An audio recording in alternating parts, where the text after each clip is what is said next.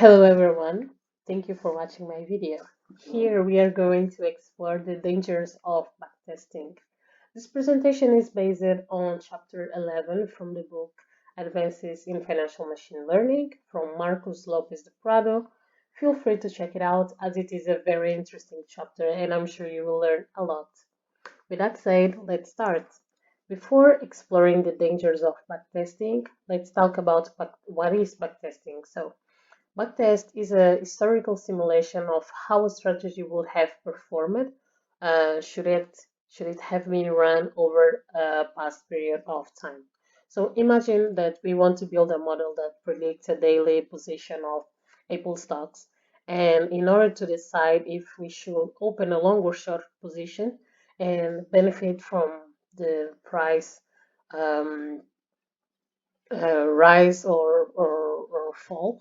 And imagine as well that we only have available 24, the last 24 months of these stocks. So what we are going to do in here is that we are going to train our model with 22 with data of the 22 months, and then after we have in the final model, we can perform a test on the 2 months that we left aside. So this part is backtesting. It is very important to mention that the result that we obtain in here in this last test does not show how will the model perform in the future because it's obvious the past will not repeat itself. Instead, what it will give is an a priori idea of how will the model perform during this period of time. So um, before going to the real market, you basically have an idea of the model performance. A good backtest can be extremely helpful, but backtesting well, it's very hard. This leads us to this second point of the chapter. I know it's quite dramatic, but it is literally the title that we have in the book, Mission Impossible, the Flawless Backtest. In this section, the author enumerates several reasons why a backtest may fail. He mentions, for example, the look ahead bias that consists of the usage of information that was not public at the moment the simulated decision would have been made, or for example, the storytelling, where the publisher makes up a story to justify some random pattern, or the outliers, where the strategy is based on a few extreme outcomes that may never happen again. There are other reasons that may fail in may conduce our backtest to failure, such as ignoring hidden risks, confusing correlation with causation, or selecting a non-representative time period. Um, I found a video on YouTube from the author where he is talking about dangers of backtest overfitting. I thought it was very easy to follow and very interesting. So, guys, if you want to dig in more in this subject, I strongly recommend you to check it out. In this video, the author states that it is very important to distinguish signal from noise if you want to have a successful backtest. So, yeah, I just wanted to leave this note in here and also recommend you the video is very good, so feel free to watch it. So um, even if our backtest is flawless, it is probably wrong. So imagine that we are able to avoid all these errors and our backtest is flawless. Even so, the author say that it is probably wrong because only an expert can produce a flawless backtest. And in order to become an expert, you have to run tens thousands of backtests over the years. Quite disappointing, right? But it gets worse because, according to the author, the better you become at backtesting, the more likely false discoveries will pop up. So even if you become an expert and you build a flawless backtest, your backtest may fall for multiple testing, selection bias, or backtest overfitting. I think I didn't mention what is a selection bias. So I will define it here. Selection bias basically it's when you have um, you want to prove something and the probability of this thing happening is, for example, 5%. So you will you will try several times. You will do a lot of tests until you have this final outcome, and then this will be the only outcome that you will publish. But the problem here and the selection bias here is a problem because you don't mention how many trials you did before. Um, a person that comes and reads your article will be tempted to believe that this was the only time that you did the trial and you got this result when it's not true. So basically you try and try until you get a result that you want and publish only this one without mentioning how many attempts you made before. This is selection bias. Um, so, backtest is not a research tool. This is a very strong sentence that I found in the book, and I think it's quite interesting, so I decided to share with you. A common misunderstanding is to think of backtesting as a research tool. Researching and backtesting is like drinking and driving. Do not research under the influence of backtest. So yeah, it's quite it's quite strong. When building a model, we should invest our time in getting all the components right, like structured data, labeling, weighting, ensembles, cross-validation, or features, bed sizing, etc. And never backtest until we have our model fully specified. Why? Because a backtest is not a research tool. It provides an idea of the reason why a particular strategy would have made money.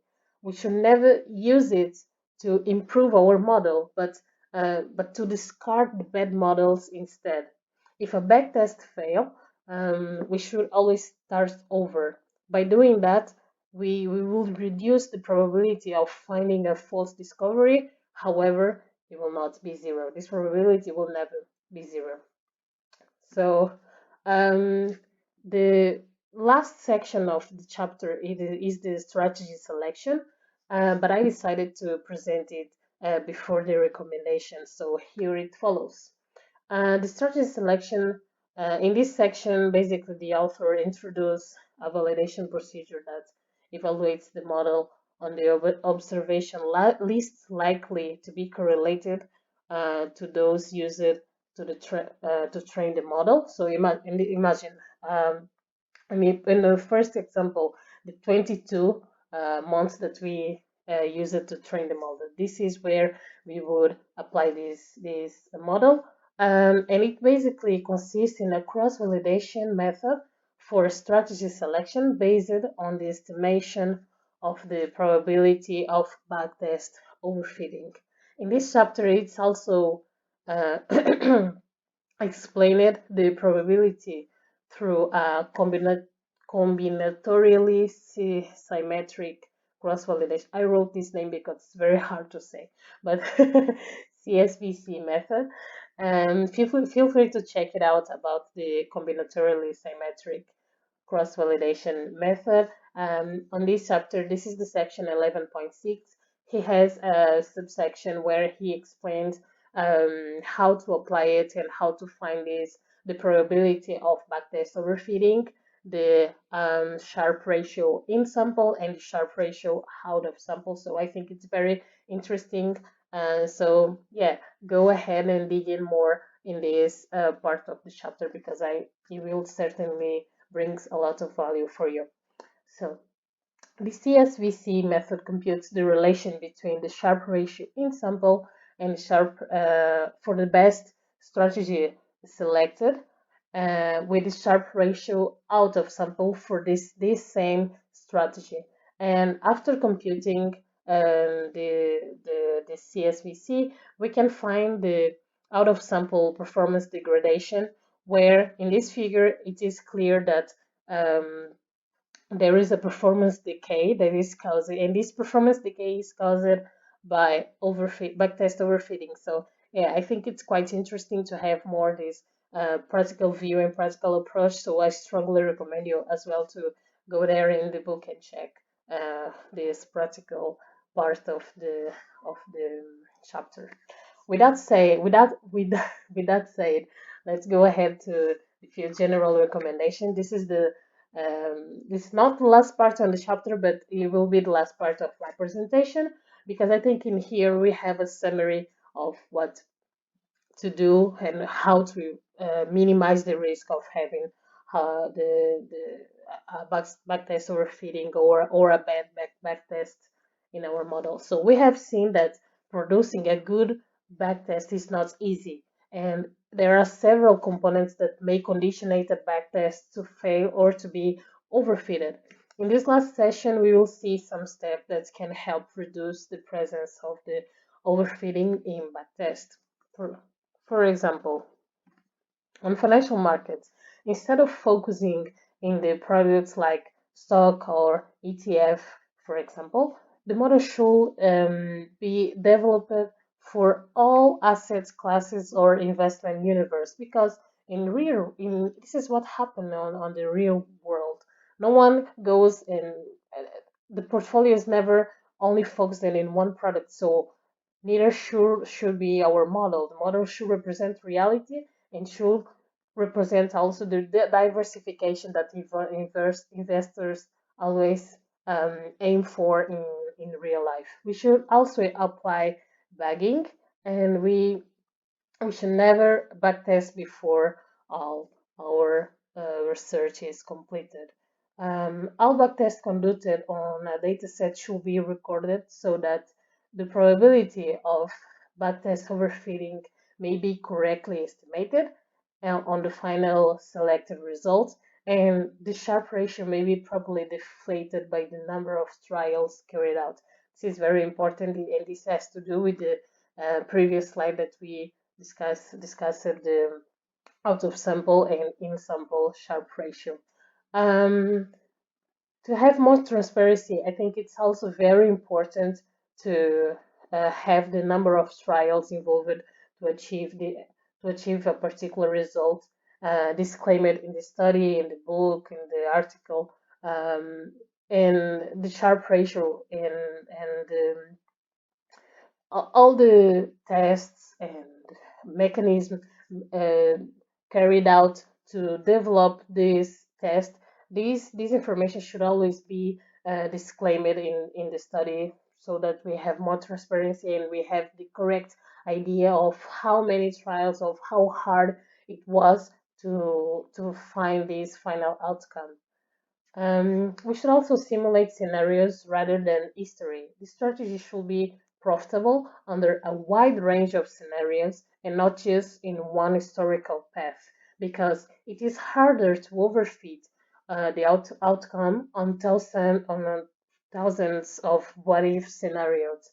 Um, and last but not least, if the backtest fails to identify a profitable strategy, we should start from scratch. I guess this one is one of the most important in here. We should never reuse those results, but start from scratch because backtest it's useful for us to understand when a model is not good.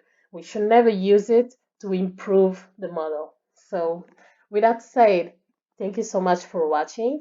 Feel free to read the chapter as well. This is the reference of the book. And I guess that's it. So thank you so much, and I hope you learned something from this video. Feel free to leave a comment or leave your questions if you have it.